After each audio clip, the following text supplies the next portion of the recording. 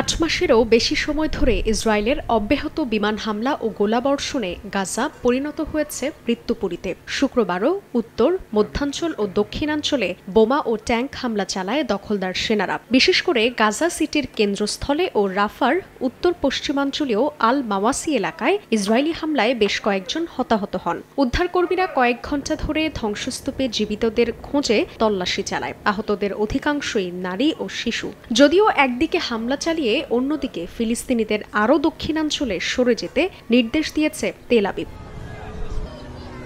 তবে পাল্টা প্রতিরোধ গড়ার খবর জানিয়েছে ফিলিস্তিনি স্বাধীনতাকামী সংগঠন হামাস। ইসরায়েলি সেনাদের ওপর কামান ও গোলাবর্ষণ জোরদার করার কথা জানিয়েছে হামাসের সশস্ত্র শাখা আল কাসিম ব্রিগেড।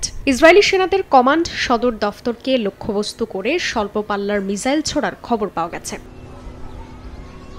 এখন জন্ম সনদ দিয়ে খোলো বিকাশ স্টুডেন্ট অ্যাকাউন্ট। নিজের বিকাশ নিজে কর। প্রতিদিনই দখলদার ইসরায়েলি বাহিনীর নির্মমতার শিকার নিরীহ গাজাবাসী। আন্তর্জাতিক চাপ উপেক্ষা করেই হামাস নির্মূলের নামে এমন তাণ্ডব চালিয়ে এখন পর্যন্ত ৩৮,০০০ ফিলিস্তিনিকে হত্যা করেছে তারা। বিশ্বের বিভিন্ন দেশের পক্ষ থেকে নেতানিয়াহুর সিদ্ধান্তের বিরোধিতা করে আন্দোলন করলেও তাতে কর্ণপাত করছে না তেল আবিব। তবে শুধু বাইরেই নয়, নিজ ভূখণ্ডেও তুমুল চাপে রয়েছেন ইসরায়েলি প্রধানমন্ত্রী বিনিয়ামিন নেতানিয়াহু। শুক্রবারও নেতানিয়াহু সরকারের বিরুদ্ধে প্রতিবাদের রাস্তায় নামেন হাজার হাজার ইসরায়েলি। প্ল্যাকার্ড হাতে নেতানিয়াহুর পদত্যাগের দাবি সহ দেন সরকার বিরোধী নানা স্লোগানও। একই সঙ্গে সড়ক অবরোধ করে টায়ার পুড়িয়ে করেন প্রতিবাদ। জান্নাতুল সাদিয়া, সময় সংবাদ।